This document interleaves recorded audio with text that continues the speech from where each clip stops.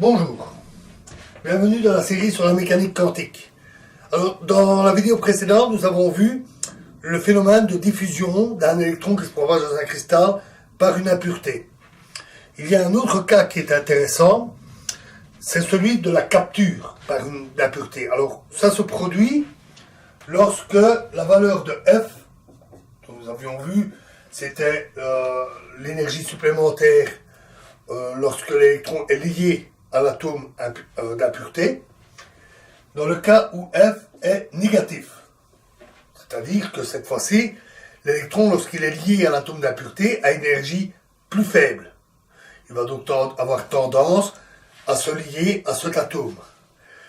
Et en particulier, si E0 plus F, est inférieur à E0 moins 2A. Ceci étant la limite inférieure de la bande de conduction, de la bande d'énergie de conduction. Donc, si l'énergie, lorsque l'atome est lié à l'atome d'impureté, est inférieure à la bande d'énergie qui permet la conduction, dans ce cas-là, l'électron se retrouve piégé au niveau de l'impureté. Il est capturé. Pour ce qui est des calculs, dans les solutions précédentes ne marchent plus, puisque les solutions précédentes parlaient d'électrons qui se propagent, et certainement pas d'électrons liés. Mais les solutions utilisées restent possibles si on accepte d'avoir une valeur de K qui est un nombre imaginaire. Donc on va noter I fois kappa, la lettre grecque kappa. Kappa étant cette fois-ci un nombre réel. Mathématiquement, c'est une solution tout aussi valide. Et l'ensemble des équations avec cette valeur satisfont aussi toutes les équations, sauf bien sûr, nous l'avons vu, l'équation au niveau de la pureté qui pose une difficulté technique. Dans ce cas-là, pour n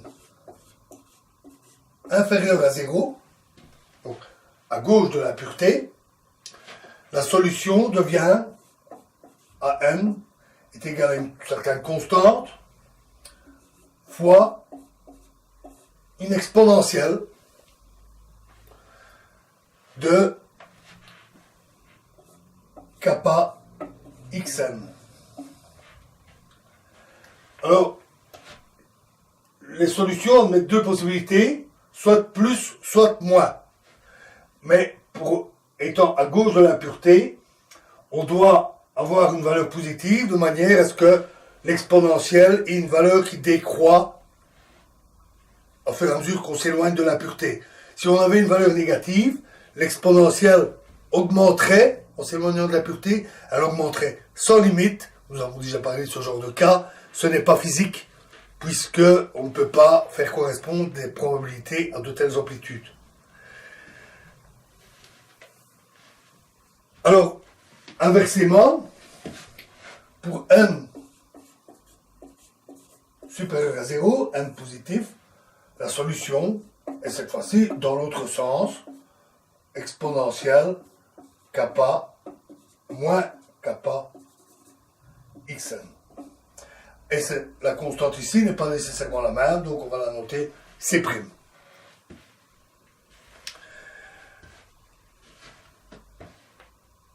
Alors, si on remplace ces solutions dans les fameuses trois équations centrales, celles qui concernent la valeur de A0, on voit qu'elles sont satisfaites à la condition que l'énergie de l'électron soit E0 moins A fois la somme des deux précédents, c'est-à-dire exponentielle kappa, mais pour le pas du réseau, kappa B, plus exponentielle moins kappa B.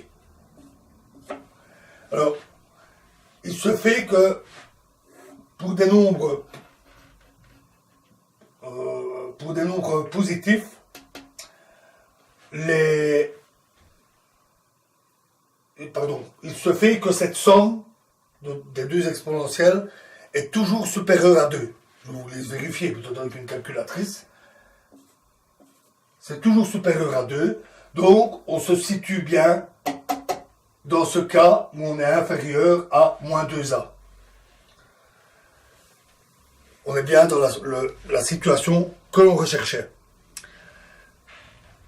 On peut aussi vérifier en utilisant les équations que C est égal à C', il n'y a pas de problème, et que kappa doit être tel que A fois exponentielle kappa B moins exponentielle moins kappa B est égal à F.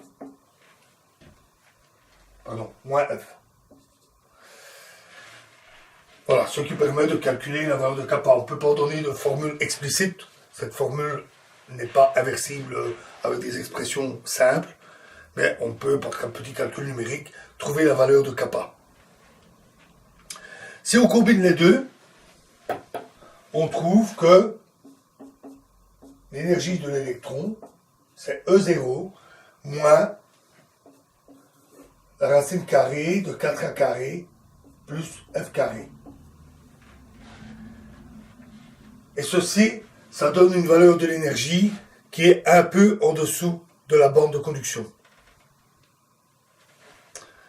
où l'électron se retrouve ainsi piégé au niveau de la pureté. Alors, ce qui est intéressant de calculer, c'est les probabilités de trouver l'électron en un atome. Si on trace donc A n carré, la probabilité, on trouve qu'on obtient une décroissance exponentielle et que les probabilités à chaque atome sont comme ceci.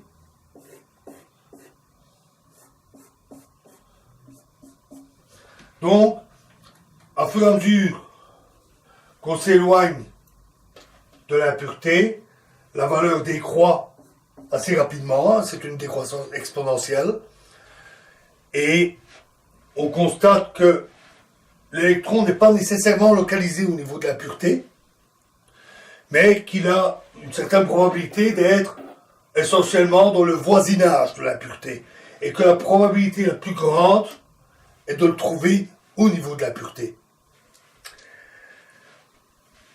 Ceci est analogue à un effet que nous avions déjà vu, qui est l'effet tunnel. Pour une particule classique, donc pas une particule quantique, mais pour une particule classique, puisque son énergie est inférieure au niveau de la pureté par rapport aux liaisons avec les atomes voisins, une particule classique qui serait piégée au niveau de la pureté ne pourrait pas en sortir. Elle resterait coincée dans le puits de potentiel que constitue cette liaison d'énergie plus faible. Et donc, la particule serait à 100% présente ici. Mais ici, c'est une particule quantique. Il y a donc une certaine pénétration de la barrière de potentiel et la particule se situe ainsi dans le voisinage de l'impureté. Alors voilà, bon, c'est assez simple.